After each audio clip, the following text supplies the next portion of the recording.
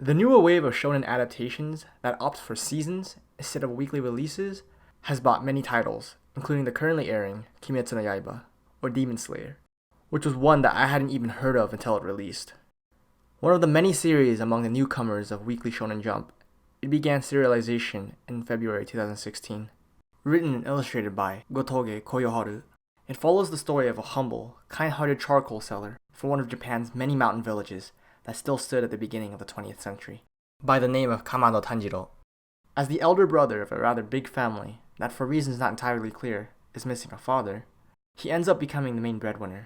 After staying the night at a man's house whose whole family was slaughtered by demons, he sadly falls to the same fate, save for his little sister, Nezuko, who has turned into a demon herself. As he desperately stumbles to the frigid winter countryside for help, he crosses paths with a demon slayer, whose sole duty is to hunt down the bloodthirsty fiends, forcing him into a fight for his sister's and his own life. Although it was certain defeat, Tanjiro's tenacity and ingenuity to protect his sister impressed Tomioka Giyu, who sends him to train with his former master in order to join their ranks and possibly find a way to turn Nezuko back into a human. There goes the lad on his journey. I know. Its premise leans towards familiar ground. But admittedly, it's quickly become one of my favorite shonen series, and dare I say, that it even beats out My Hero Academia in that regard.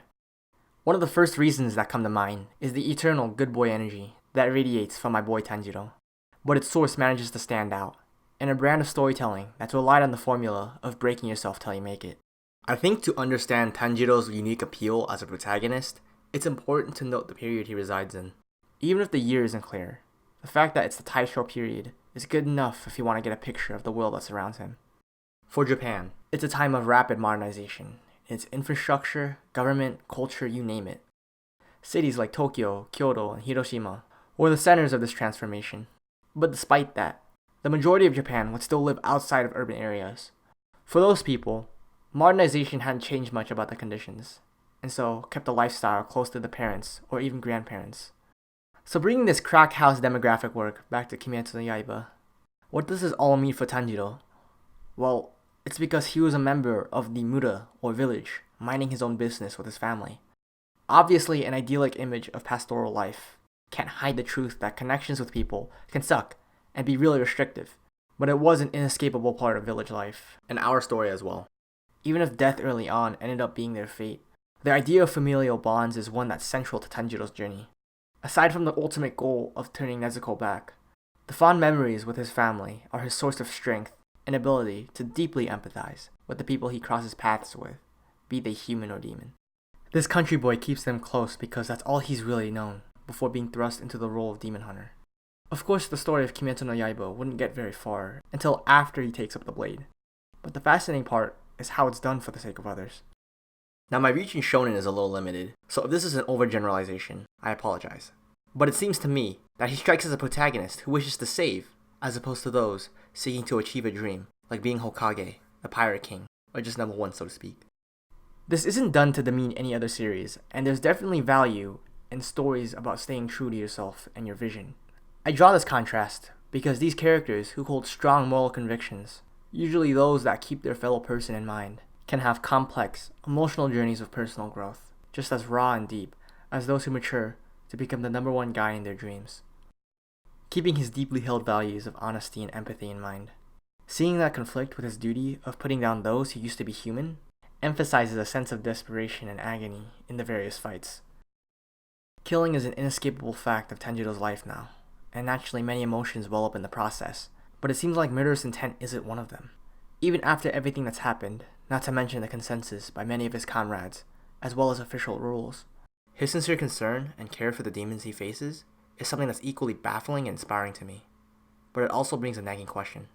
In episode 5, after 2 painful years of training and grief, Tanjiro finally crosses paths with the man who murdered his family and turned his sister into a demon, Muzan Kibutsuji.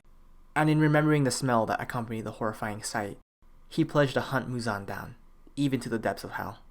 I can only see this as a declaration of revenge, which confirms that there is still dark that exists in his heart. That's why I find his sense of duty captivating, because it isn't a benign regard for every being.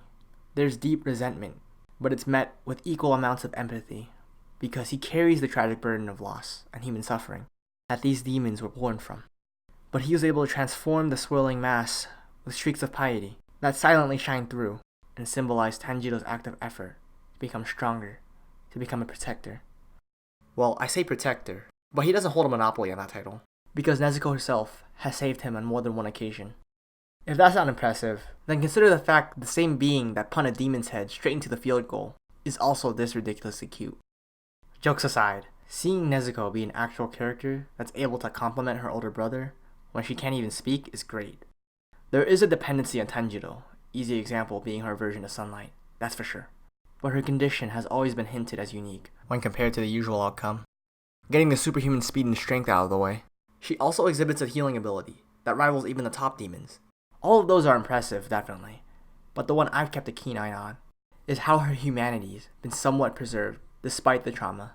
The childlike demeanor that we see may just be due to her inability to clearly communicate her thoughts. It could very well be that she's locked in her own body and desperately wants to tell the truth of what happened in that house on that cold night. Even with recent developments in the manga, it's clear that she won't be able to say exactly how she sees humans after the hypnotic suggestion that Urokodaki used. Do the people that she protects appear as literal projections of her family, or is the connection more allegorical in that she only sees them as such and knows that they've already passed on? I ask this knowing that as a demon, she could still kill people. When ritual suicide can only act as a partial payment for the act, each fight is just as tense for her as well. Despite appearances, she isn't reformed or cured yet. It's a constant struggle for her to keep composure, one that she's come very close to losing before. These questions are what have kept me to the end. Though these answers won't come until the end, when Tanjiro finally finds the way to turn her back. And when that time comes, I'll be listening. Because like him, she's had to endure this journey. I think Nezuko's condition has helped me be more sympathetic, because I've grown to listening to the demons themselves. Each of them have had lives filled with suffering, and so thought the only choice left to them was to accept Muzan's blood. That was the only way to keep from being destroyed by an indifferent cold world. As demons granted with practical invincibility, it appears to give them a form of permanence or stability that can shield them from the weakness that's followed each of their lives. But sadly, it's false, an illusion, because for all the power they've gained, it's rooted in the very fear of life's inherent fragility.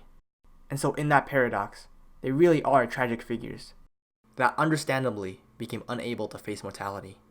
However, even shrouding their eyes to this truth, their steps are just as fragile as when they were human.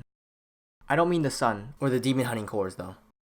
I mean the illusion they live in is one they desperately try to preserve. And with each body that they leave, it may satisfy their physical hunger, but it only drives them away from humans through a mixture of dread, contempt, and superiority. So when they do cross paths with a demon hunter, it has to be a fight to the death, both literally and as a symbol. Of course, Studio Ufotable's been doing a spectacular job with the adaptation, and really drawing out all the concepts Gotouge Sensei's established, in a site that pushes the boundaries of broadcast TV anime, making even the quieter, relatively speaking, moments of the story entertaining. The fights though are the main attractor, and seeing how the acrobatics, swordsmanship, and breath techniques of the Demon Slayers flow and clash against the more savage, visceral fighting and blood techniques of the demons impresses me, just as much as the fact that they're able to do it, again and again, thanks to the grace of a manageable production schedule. As of now, no better words could describe what they've done, except for these two. Episode 19. The combination of thick line work, with bright, contrasting colors, really allows them to stand out, and emphasizes the person-to-person aspects of the showdowns. But the use of both 3D backgrounds and character models is what I really want to talk about. With compositing work constantly improving, seeing it directly contribute to the action without becoming an eyesore is surprising to say the least. Certain scenes, like the tatami mat death room, stick out because of the CG work, instead of in spite of it. Outside of the realm of the life-threatening, the more cartoonish violence, mostly the goofing around between Tanjiro and his buddies Zenitsu and Inosuke, is full of life. It makes for a great laugh every time. So finally coming back to the question, how come I love it more than Hero Aka? Well, it's because the series' core points are straightforward, but more importantly, kind-hearted. Just like its protagonist, it's simple but earnest, reaching out in every direction that it can in order to tell its story.